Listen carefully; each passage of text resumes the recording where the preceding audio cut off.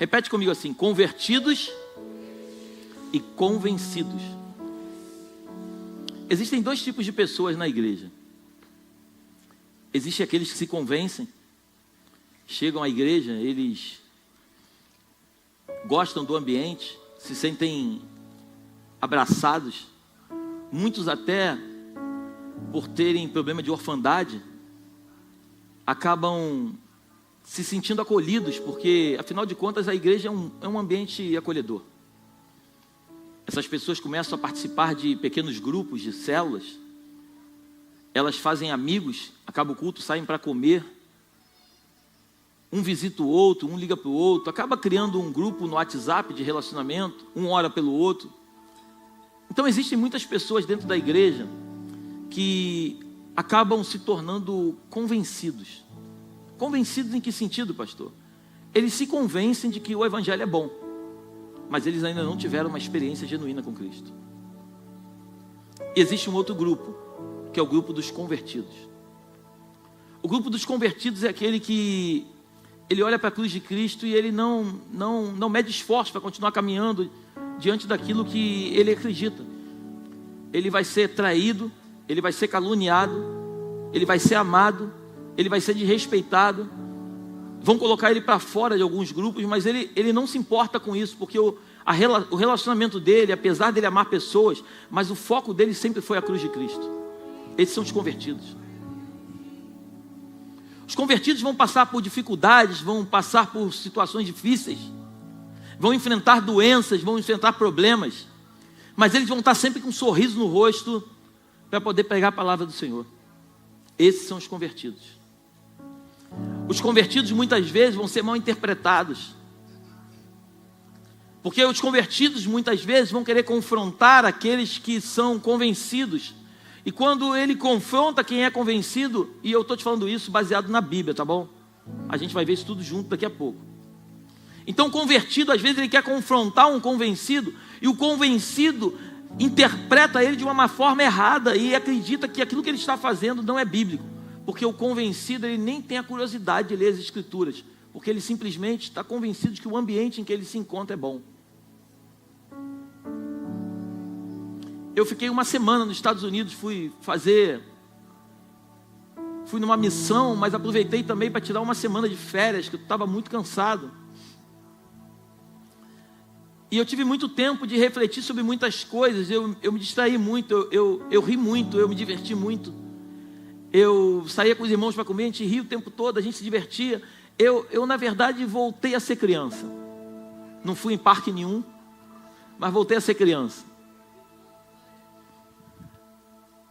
E eu pude perceber uma coisa, quando eu estava longe, interessante que quem é pastor de uma igreja local, ele por mais que ele esteja longe, o coração dele está sempre na igreja. Então eu estava lá nos Estados Unidos, mas quando tinha culto, eu estava assistindo culto online, eu estava vendo as pregações. Porque por mais que eu esteja fora, o meu coração sempre está dentro. Isso aqui eu respiro, isso aqui. A igreja local, para mim, é algo que faz todo sentido na vida de um ser humano. Você que não ama a igreja local, se eu puder te dar um conselho, aprenda a amar a igreja local. Mas não só ame, mas se entregue por ela, se esforce por ela. Você vai ver pessoas dentro da igreja imperfeitas, sim, você vai ver. Você vai ver pessoas que são difíceis, sim, você vai ver. Mas o corpo num todo, ele é perfeito, porque ele foi criado pelo próprio Deus. E quando a gente olha para a igreja local, quando a gente vive a igreja local, a gente percebe que diante de todos os problemas que existem na igreja local, mas a gente percebe que é a igreja local que faz toda a diferença na nossa vida. Sim ou não? Eu não sei na sua, pelo menos na minha. Eu sou muito tratado aqui dentro da igreja, eu sou muito amado aqui dentro. Às vezes sou mal interpretado, porque isso é normal, faz parte. Mas o Senhor conhece o meu coração. Eu sempre digo o seguinte: a Bíblia diz: não julgueis para não ser julgado, porque você não sabe a intenção do coração da pessoa. Tem pessoas que fazem coisa certa, mas com a intenção errada. E tem pessoas que fazem com a intenção certa, mas de uma forma errada. Porque o problema não é o resultado, mas é a intenção pela qual você fez. Eu sempre digo aqui na igreja que a pior coisa que existe na vida de um homem é ele ser muito bem sucedido naquilo que Deus não chamou ele para fazer. Pastor, o cara é milionário, o cara é isso, aquilo outro. Pô, legal, mas ele é muito bom diante da sociedade. Mas a pergunta é, foi para isso que Cristo chamou? Se foi, glória a Deus, aleluia. Mas se não foi, ele, desculpa te dizer, ele é o mais miserável dos homens. Eu conheço um amigo que costuma dizer o seguinte: Léo, eu conheço um cara tão pobre, tão pobre, tão pobre, que a única coisa que ele tem muito é dinheiro. Alguns ainda vão entender ainda, mas tudo bem. Eu vou repetir. Ele é tão pobre, tão pobre, tão pobre, que a única coisa que ele tem muito é dinheiro. Porque dinheiro não é sinônimo de felicidade. Mas como diz um amigo meu, mas também ser pobre também não traz felicidade nenhuma. Ele brinca dizendo o seguinte: dinheiro não traz felicidade, mas eu garanto para você que a pobreza também não traz.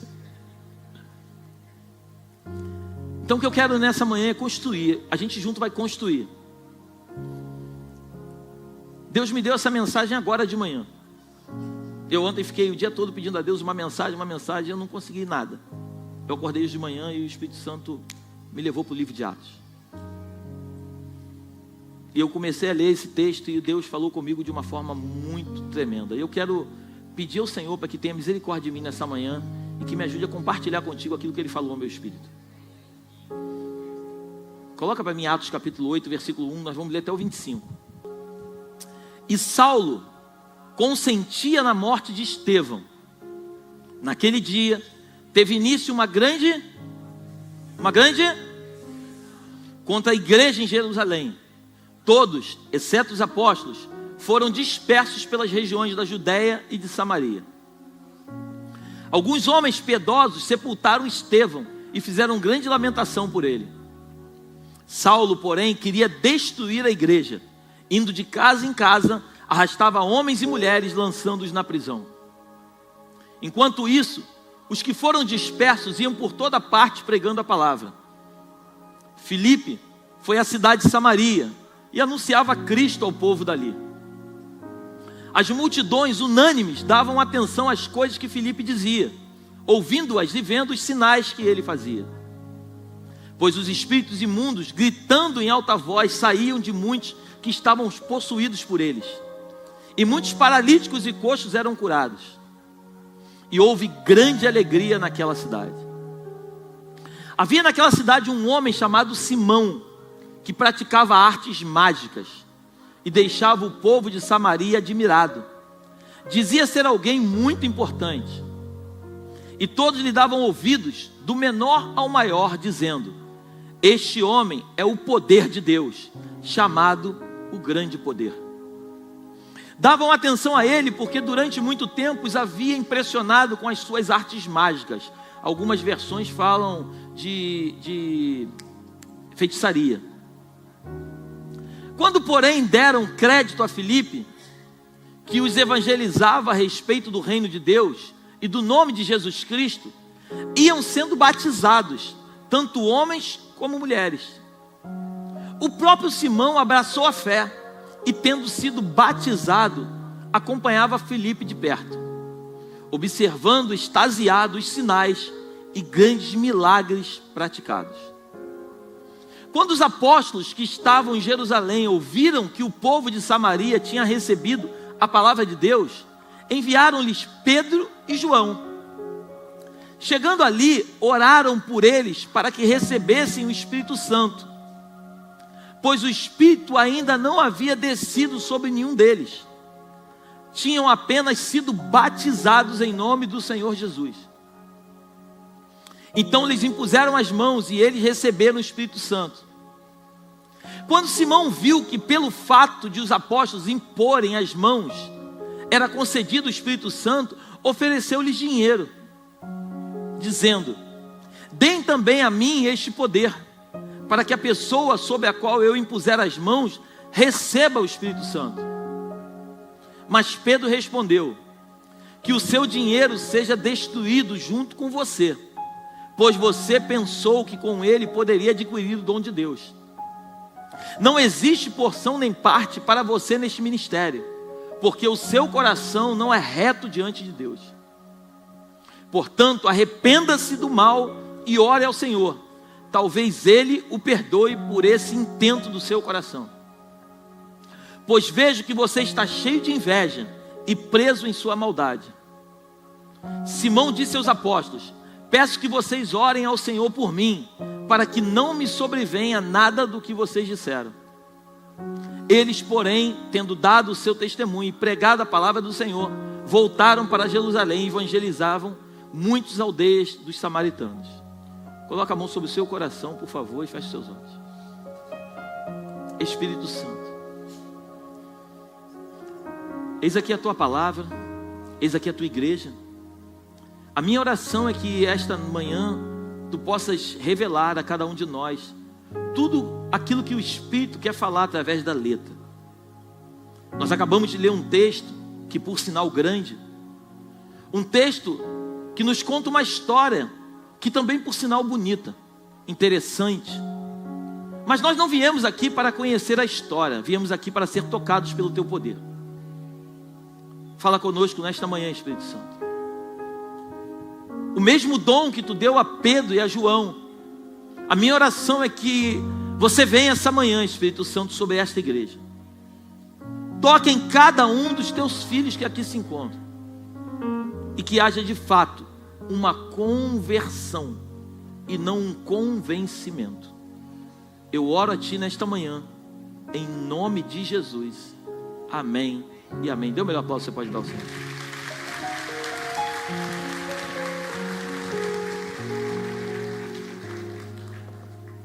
Coloca o versículo 1, por favor.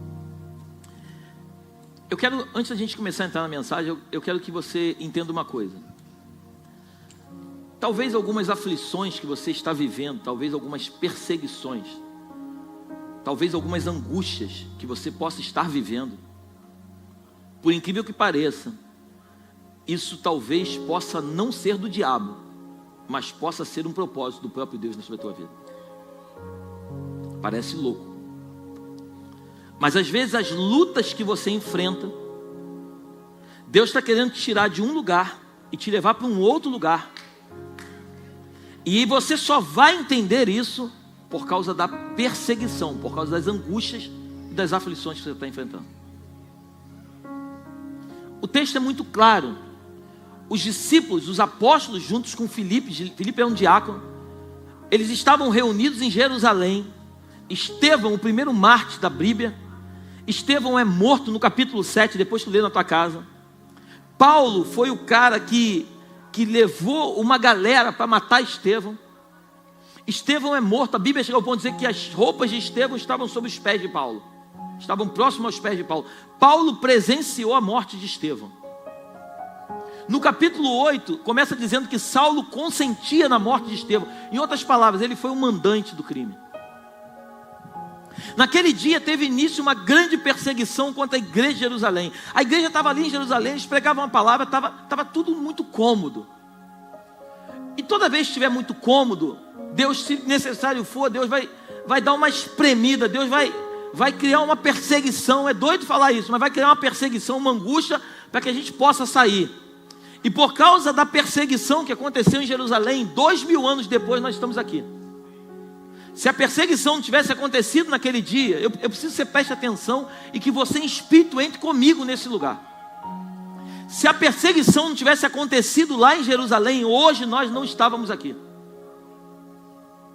Então, porque eles viveram uma perseguição, eles se dissiparam. Só os apóstolos permaneceram em Jerusalém. Os diáconos e os outros, os discípulos se dissiparam. Eles eram uma quantidade já de 100 e poucas pessoas, se dissiparam. Lembra que eles estavam no cenáculo, Atos capítulo 2? Eles eram aproximadamente 120 pessoas, lembram disso?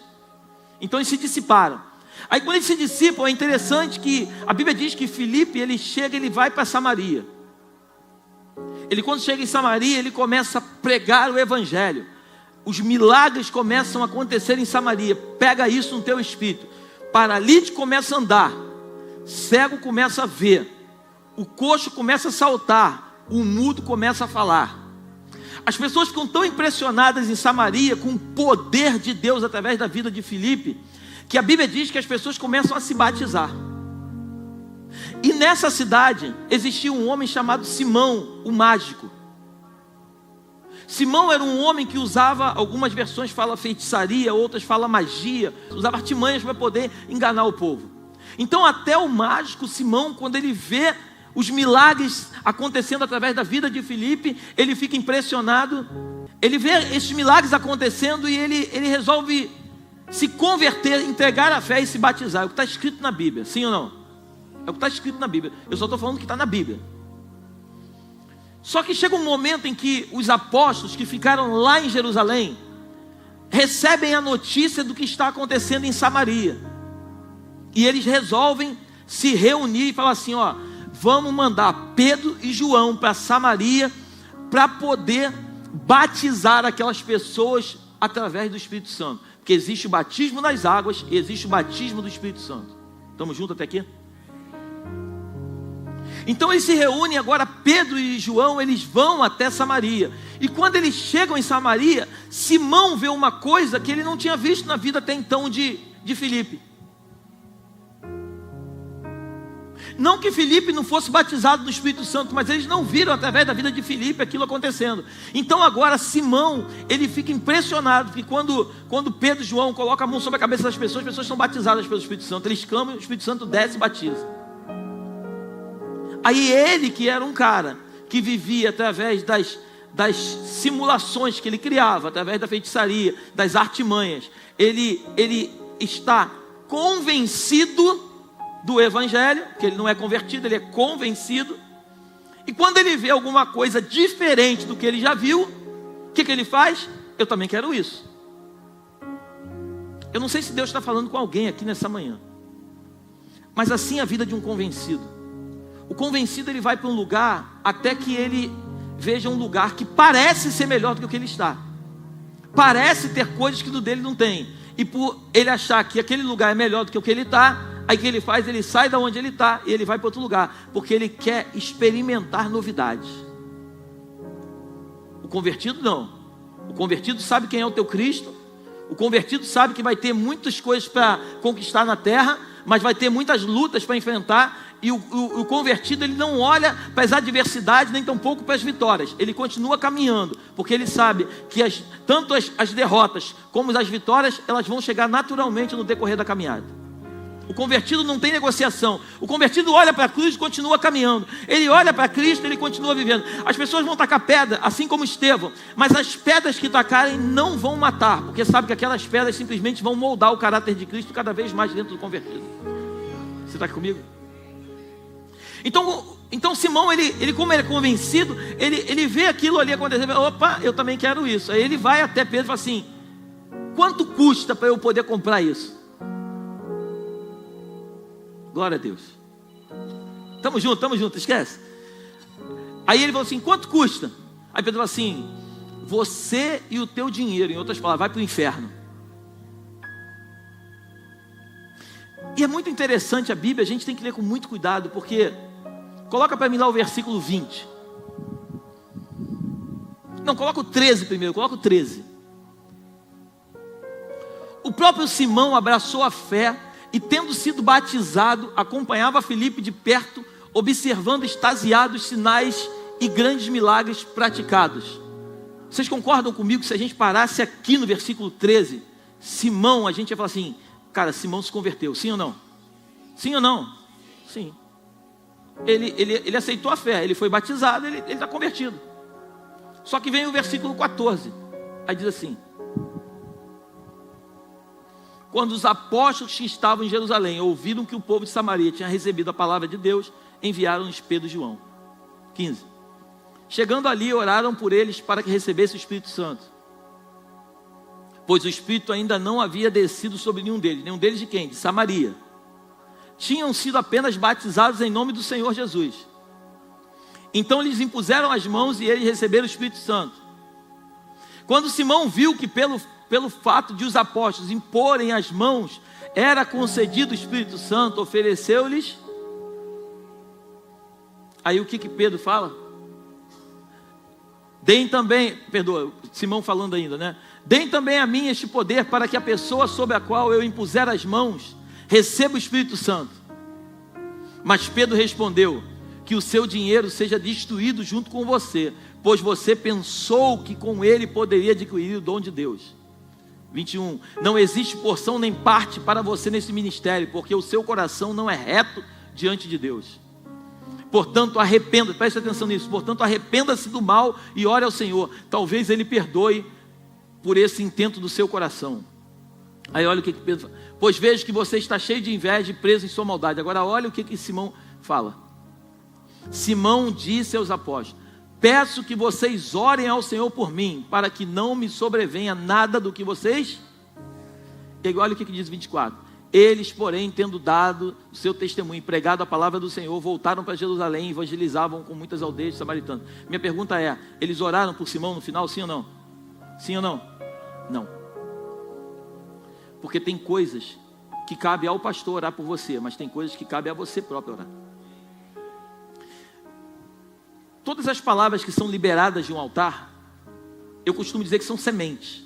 Elas caem, mas elas só vão frutificar dependendo da terra onde ela caia.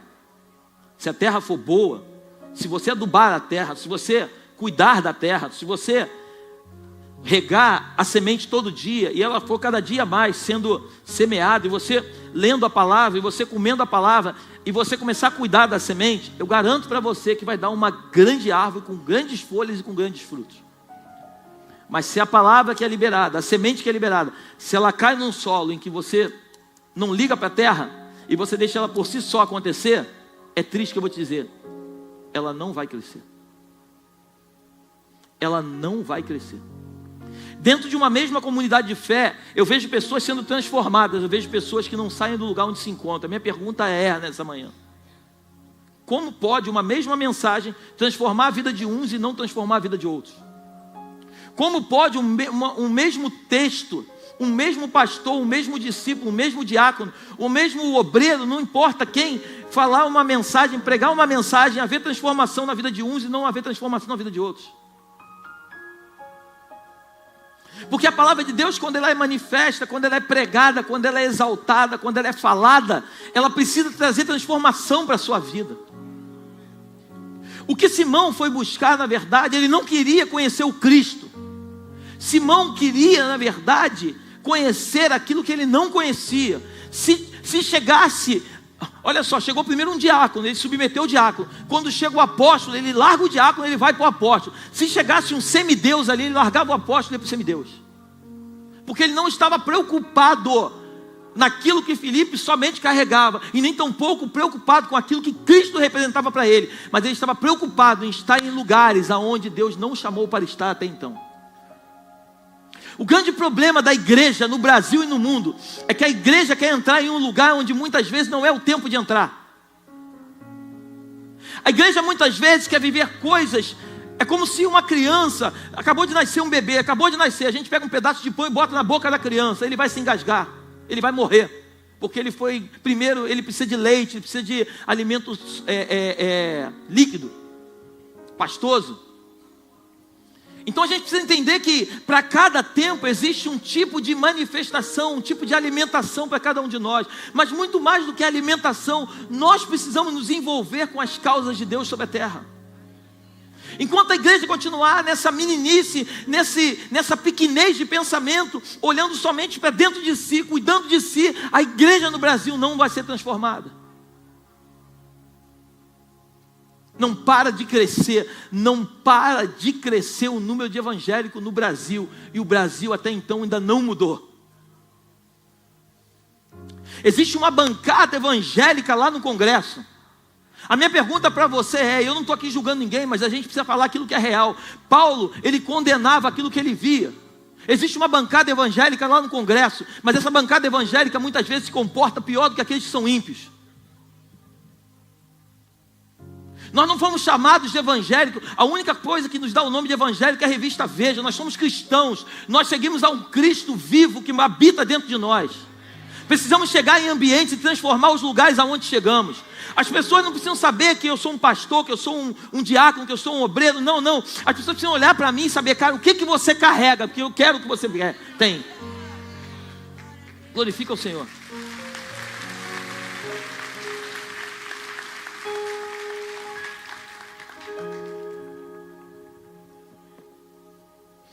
Existe uma diferença muito grande, eu já falei uma vez aqui e vou repetir. Existe uma diferença muito grande entre reputação e caráter. Reputação é aquilo que as pessoas falam a teu respeito, caráter é aquilo que Deus sabe quem você é. Muitas pessoas estão preocupadas com reputação, estão preocupadas em serem vistas pelas outras, quando na verdade isso pouco importa. A forma, diante de Deus que eu vou te dizer, e com muito respeito e muito amor, mas a forma como você me enxerga, se eu sou sério, se eu não sou, desculpa te dizer isso, eu não estou nem um pouco preocupado com isso, porque se você não me acha sério, você continua dentro desse lugar, não me achando sério, você tem que ser estudado.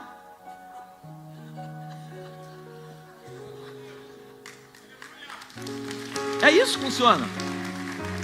Agora, se você me acha sério em Deus, e se você acredita naquilo que é liberado desse altar, pode trazer transformação para a tua vida, aprenda a fazer não aquilo que eu te digo para fazer, mas aquilo que a Bíblia te ensina. Eu sempre digo aqui na igreja que eu não quero que você faça o que eu falo para você fazer. Eu peço que você simplesmente medite nas Escrituras e veja se de fato aquilo que é pregado está de acordo com as Escrituras. E se estiver, cumpra o seu ministério, faça aquilo que Deus chamou para fazer. Então estão muito preocupados com reputação. O que vão pensar de mim? O que vão pensar de mim? As pessoas não têm que se preocupar com o que vão pensar de você. Não importa o que vão pensar de você. Chamaram Jesus de comilão, de beberrão. Chamaram Jesus de Belzebu. Chamaram Jesus de tudo que é nome que você imagina. Mas nem tudo aquilo que falaram a respeito dele transformou aquilo que de fato quem ele era. Ele é o próprio Filho de Deus que morreu e ressuscitou no terceiro dia, que está vivo no nosso meio aqui nessa manhã. Ele continua fazendo milagres, prodígios e maravilhas. Ele não mudou. O mesmo Jesus que chegou em Samaria lá, o mesmo Espírito que desceu em Samaria, o Espírito Santo que desceu em Samaria, é o mesmo Espírito que nessa manhã quer fazer milagres sobre a tua vida. Creia nisso. Eu vim nessa manhã pregar para você com meu coração apertado.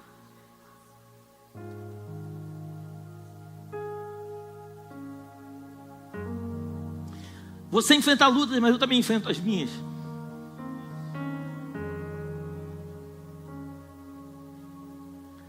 Eu acordei de manhã e falei: Senhor, como eu vou pregar?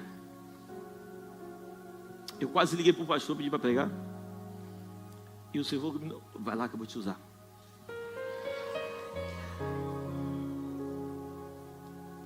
Eu queria que você orasse por mim nessa manhã. Estenda sua mão para cá.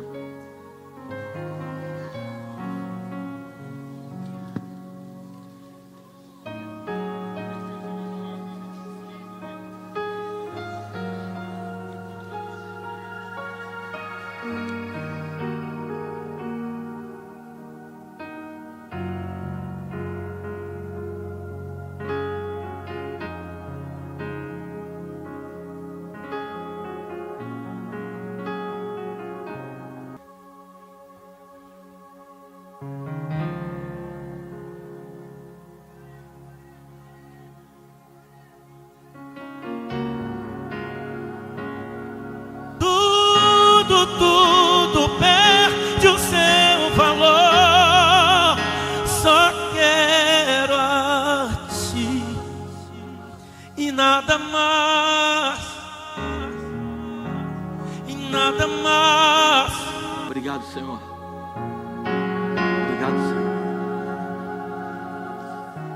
Obrigado, igreja. Pode sentar, eu amo vocês. Desculpa rasgar meu coração para vocês, mas eu também sou ser humano. Vocês têm a luta de você, eu também tenho a minha. E é lindo porque quando começou o culto, eu estava aqui no louvor. Eu falei para Deus assim, falei: Senhor, eu hoje só quero um abraço. E eu tava aqui, a pastora me deu um abraço bem apertado, orou comigo. E depois eu subi, fui pro canto ali. Aí o Rodrigo do louvor foi ali, me deu um abraço. Falei: pastor, Deus mandou vir te dar um abraço. Falei: uau, dá meu ouvido. Que? Foi a Ford me dar um abraço.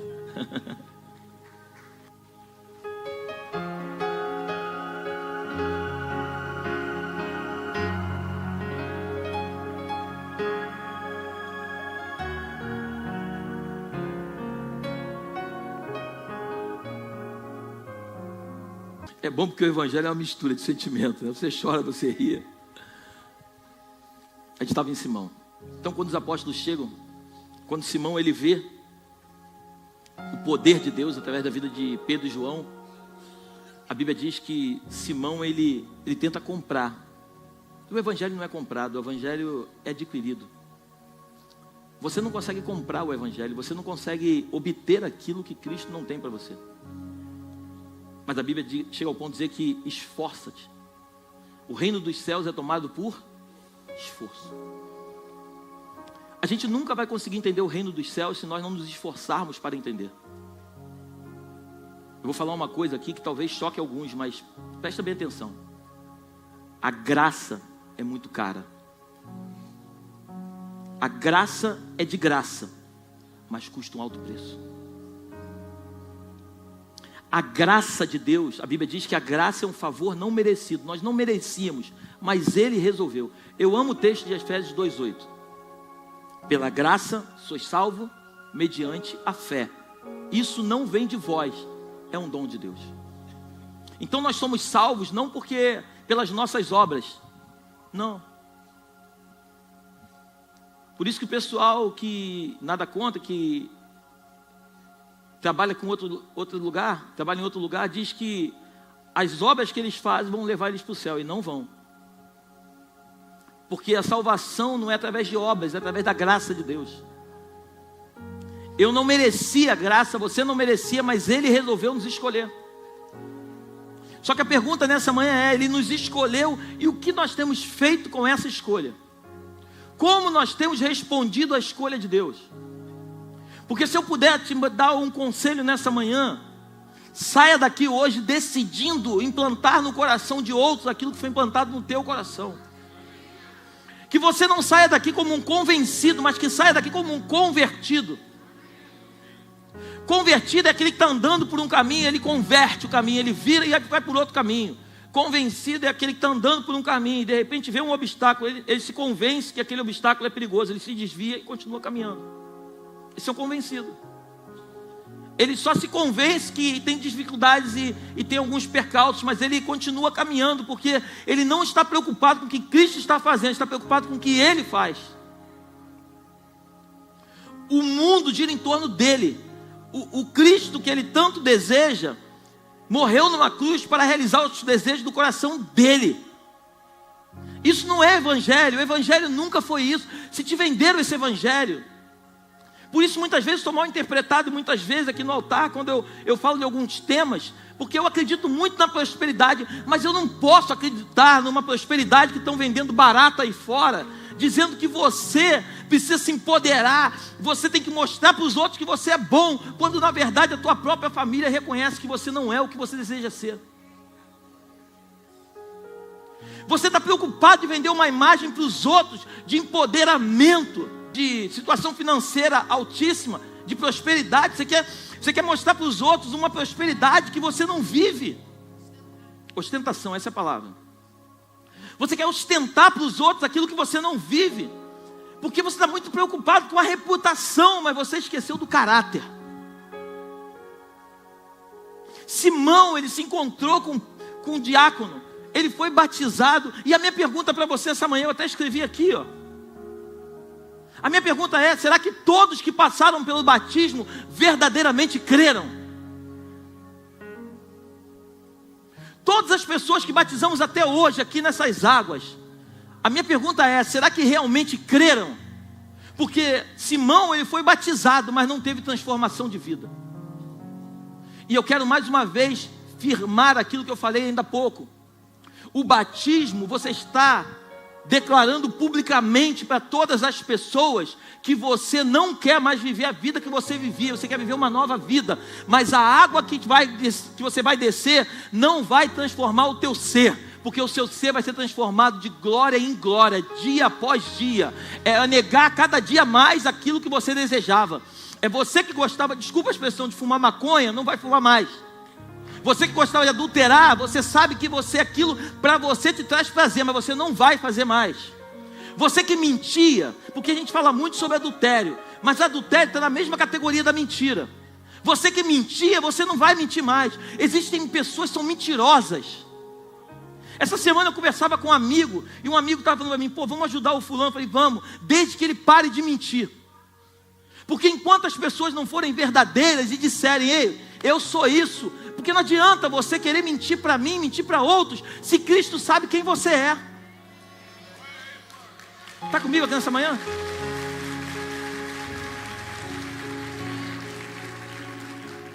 Que essa palavra faça sentido na sua vida. O meu desejo cada dia mais é que nós nos tornemos uma igreja relevante.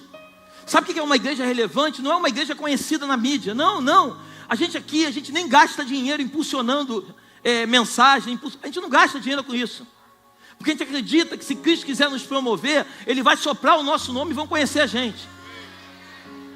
Eu não sou contra quem impulsiona, mas não é aquilo que Deus colocou no nosso coração. Eu acredito que quando Deus quer soprar o nome de uma pessoa, Deus sopra e ninguém conhece.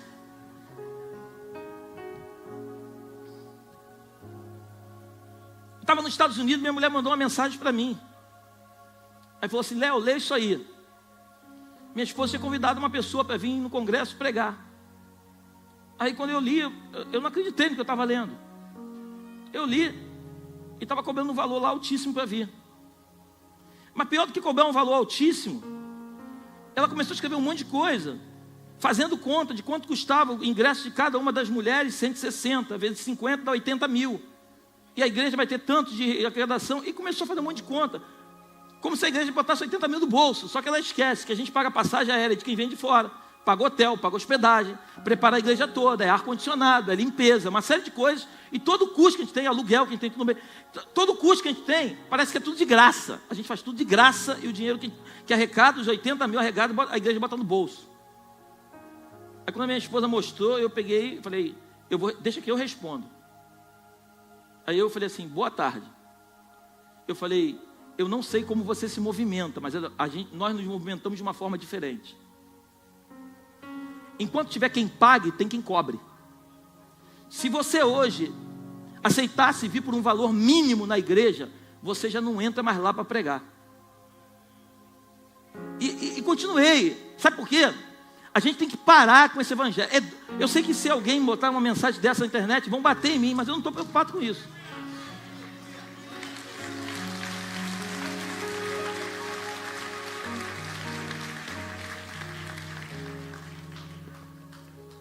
Eu vou pregar em alguns lugares fora, eu sei que tem pessoas, é duro falar isso, eu sei que tem pastores que não sabem o que é honra. Eu sei disso. Eu já fui pregar em lugares que o pastor, nem um pedaço de bolo ele me deu. Mas eu não me movimento por dinheiro, me movimento por propósito. Mas já fui em lugares também que eu fui muito bem honrado. Eu nunca cobrei R$1 para pregar em lugar nenhum, eu vou lá de graça. Teve lugares que eu fui, tem irmãos que vão comigo aqui e sabem disso. A maioria dos lugares que eu vou, eu recebo oferta. Eu dou oferta de volta para o pastor. E quando o pastor não quer aceitar, eu dou oferta para quem foi comigo. Está aqui comigo, já foi, e outros já foram.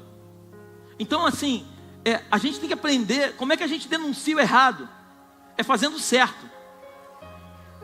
Porque enquanto a gente não fizer o certo, vão existir os errados. E na verdade os errados vão existir sempre. Mas os errados, na verdade, deixa eu te dizer uma coisa. Lembra que a perseguição fez com que eles saíssem de Jerusalém e a igreja chegasse até os dias de hoje? Lembra disso?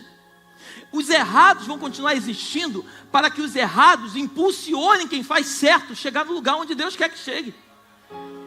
A perseguição dos errados vai fazer com que os certos cheguem até o lugar que Cristo quer que eles cheguem. E eu não estou aqui falando de Belém, eu não estou falando de mim, por favor. Eu estou aqui nessa manhã como um pastor, trazendo uma mensagem para o teu coração e te dizendo que vale a pena andar na verdade. Vale a pena você viver a verdade. Você vai enfrentar muitas lutas. Eu rasguei meu coração para você e continuo rasgando. Você orou por mim, eu estou feliz que você orou por mim. Fez efeito, a tua oração fez. Mas eu continuo ainda com algumas tristezas dentro de mim. E elas vão passar. Só que vale a pena não negociar a verdade. Vale a pena continuar firme no propósito. Porque um dia, eu quero fechar essa mensagem. Abra comigo em Apocalipse capítulo 22, versículo 10. E aqui eu encerro. Disse-me ainda: não cele as palavras da profecia deste livro, porque o tempo está... Isso é Deus, o próprio Senhor falando com João, na ilha de Patmos. Continue o injusto a fazer injustiça, e continue o imundo a ser imundo. O justo continue na prática da justiça, e o santo continue a santificar-se. Eis que venho sem demora. Ele está vindo. Não sei se você acredita, ele está vindo. Eu tenho certeza que ele está vindo. Ele nunca mentiu, ele não vai mentir agora. Eis que venho sem demora, e comigo está a recompensa, que tenho para dar a cada um segundo as suas... Aqui está falando de galardão. Eu sou o alfa e o ômega, o primeiro e o último, o princípio e o fim. Bem-aventurado aqueles que lavam as suas vestes, para que tenham direito a... Preste atenção nisso. Bem-aventurados, felizes são os que lavam as suas vestes, para que tenham direito à árvore da vida, que entrem na cidade pelos portões. Aqui eu quero abrir um parênteses. Você lembra que quando o Senhor, Ele criou um jardim lá no Éden? Quem lembra disso? Ele criou um jardim no Éden. Tinha várias árvores lá. E no meio do jardim, está escrito na tua Bíblia, no meio do jardim Ele botou 2 árvores. Quantas árvores Ele botou? 2. A árvore do conhecimento do bem e do mal, e a árvore da vida. Ele falou assim: Adão, você pode comer de tudo, inclusive da árvore da vida, só do conhecimento do bem e do mal que tu não pode. Adão come da árvore do conhecimento do bem e do mal. Depois você vai ler na tua casa. Quando ele come, Eva come, dá para ele, ele come. Os olhos dele se abrem, Deus desce. Você conhece a história? Ele pega uma folha de figueira, ele se tampa, que ele estava nu. Até então ele não via a nudez dele. Porque quando nós somos puros diante de Deus, a gente nunca vai se enxergar da forma que nós vemos. Nós vamos sempre nos enxergar da forma que Cristo nos vê. Por isso que você que continua olhando para os outros com julgamento, deixa eu te dizer uma coisa: você precisa olhar, mudar a tua ótica. Você precisa olhar para ela da forma como Cristo olha para ela, e não da forma que você olha para ela. Porque enquanto você olhar para ela da forma que você continua olhando, você ainda não entendeu aquilo que Cristo quer fazer dentro de você. Aí a Bíblia diz que o Senhor, Ele mata um animal, pega a pele de animal, faz uma roupa para Adão, e Ele manda que Adão seja retirado do jardim. Adão foi retirado do jardim, e Ele colocou querubins com espadas flamejantes, está escrito isso na tua Bíblia, com espadas flamejantes circulando o jardim, para que Adão não entrasse de novo. Só que em Apocalipse capítulo 22 ele diz assim: bem-aventurados, felizes, aqueles que lavam as suas vestes, em outras palavras, andam em santidade. Não estou falando de roupa suja. Você pode andar até com roupa encardida, mas o teu espírito tem que estar limpo, para que tenha direito à árvore e entrem na cidade pelos... Porque existia um portão lá no Gênesis. Existia um portão, então o homem foi colocado para fora. Só que agora a gente vai ter que entrar novamente naquele portão para ter acesso à árvore da vida. E quem é a árvore da vida? Quem é a árvore da vida? Jesus. Você está comigo aqui nessa manhã? O Senhor está aqui nessa manhã.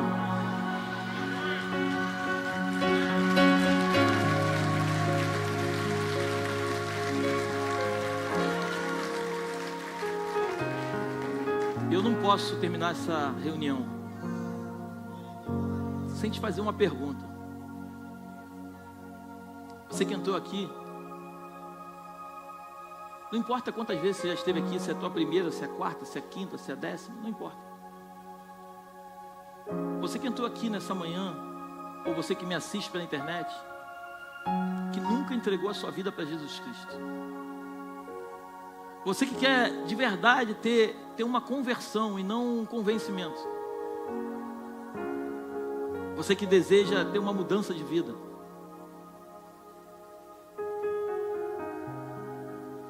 Você que quer fazer parte de uma família. E que um dia, a Bíblia diz que um dia estaremos com Ele na eternidade. Você que quer pedir para que o Senhor faça mudança dentro de você e que mude a sua forma de pensar e de agir. Eu quero orar por você nessa manhã. Eu quero saber quem é você. Levanta a sua mão que eu quero orar com você.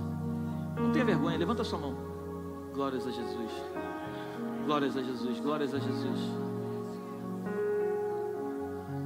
Eu vou fazer uma coisa melhor, glórias a Jesus. Eu quero fazer uma coisa melhor.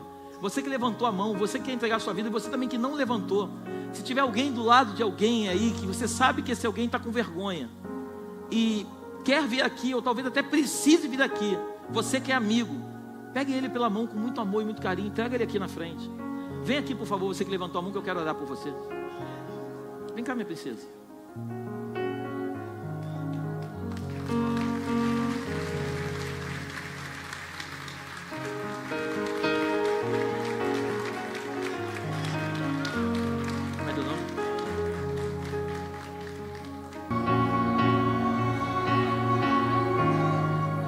O mesmo Espírito Santo que estava lá em Samaria, através da vida dos apóstolos, eu tenho certeza que Ele está aqui nessa manhã.